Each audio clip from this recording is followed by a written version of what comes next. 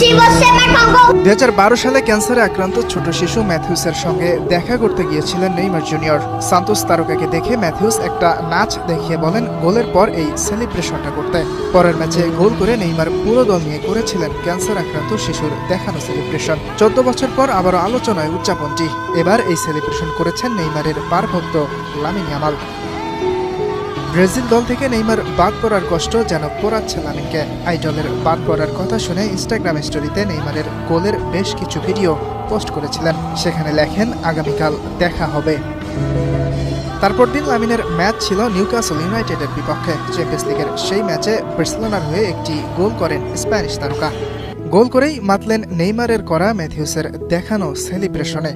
গোলটা যেন উৎসর্গ করলেন প্রিয় তারকাকেই। সেলিব্রেশনের ভিডিও নিজের ইনস্টাগ্রামেও শেয়ার করেছেন লামিন। ইনজুরিতে জর্জরিত নেইমার প্রায় 2.5 বছর থেকে জাতীয় দলের বাইরে।